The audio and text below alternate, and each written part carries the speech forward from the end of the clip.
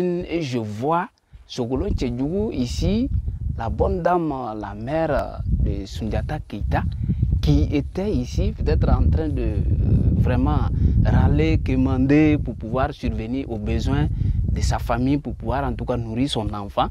Et j'imagine souvent que vraiment on pouvait voir ici, je vois Soundiata Keïta en personne, qui était vraiment une personne en situation de handicap, voilà, en train de peut-être se débrouiller pour pouvoir en tout cas se déplacer d'une concession à une autre. Et voilà, parlant de la case de Samaratra, précisément, dont le nom m'échappe un peu, alors je peux imaginer voir que cette dernière peut-être faisait des va-et-vient vers la concession de la maman de Soundiata, précisément Sogolon Tchedjougou. Surtout, l'image que je retiens plus, c'est quand la bonne dame était allée demander les baobabs, au moment de venir donner les feuilles de baobab, qui a été vraiment une humiliation en venant jeter ces feuilles de baobab là.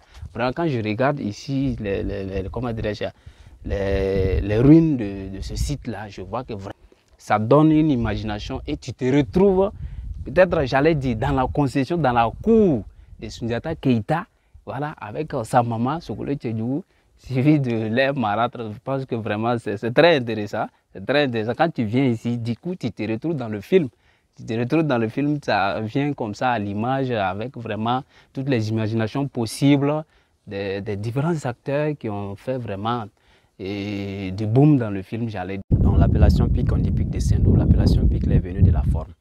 Donc le fait que c'est exposé à l'érosion, tel que le vent, la pluie, donc vous allez voir que ça s'éronge et ça donne des formes piquantes, et c'est ça qui donne l'appellation pic. Par rapport au dôme de Fabédougou, je ne sais pas si vous avez été là-bas. Les dômes là, le sommet c'est arrondi, là-bas c'est une forme arrondie, et contrairement ici, c'est une forme pointue.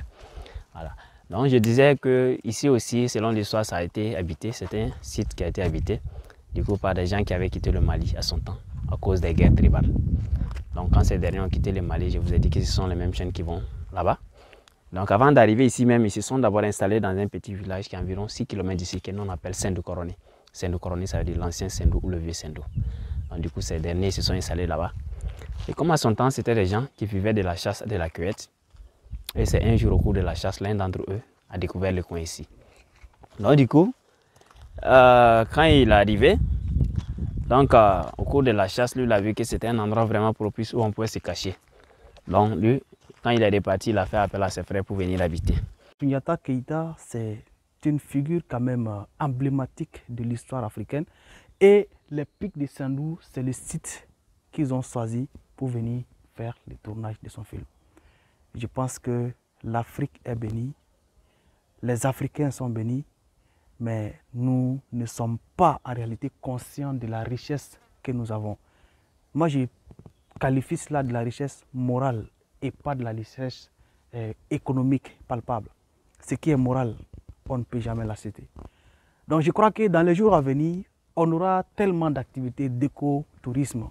Donc ça sera l'occasion pour nous de pouvoir amener des gens au niveau de la cascade de Bafora. Nous allons aussi accompagner les gens au niveau des dômes de Fabédougou. Nous allons ensuite accompagner aussi les gens au niveau du lac Tengrela. Et certainement que nous allons venir faire la clôture des visites d'écotourisme au niveau des pics de Sendou.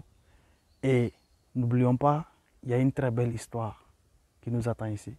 C'était votre frère Idrissa Tarbakdo de Agro Innovation. Je suis un agronome, je ne suis pas un guide touristique, mais je m'intéresse à beaucoup de choses, tout ce qui entre dans le rayonnement de l'économie locale. Quand on est venu ici à Sendou, on a tenu à visiter les pics de Sendou et nous avons payé pour ça. Parce que c'est nous d'abord, Burkinabés, qui devons valoriser ces sites-là avant que ceux qui viennent d'ailleurs puissent le valoriser. Je crois que si vous venez à Sendou sans passer au pic de Sendou, je pense que vous venez de faire la publicité d'un produit qu'on ne vend pas. Merci à vous. Thank you. Ciao, ciao. Ces musulmans ont donné le nom Soutrala. Soutrala qui voulait dire village protégé par Dieu. Et c'est avec l'arrivée des colons qui va donner, de former le premier nom Sundola en Sendou pour juste faciliter la prononciation. Voilà, sinon le premier nom c'était Sundo, nom donné par les animistes qui voulait dire village protégé par les esprits. Deuxième nom donné par les musulmans qui est Sutrala qui veut dire village protégé par Dieu.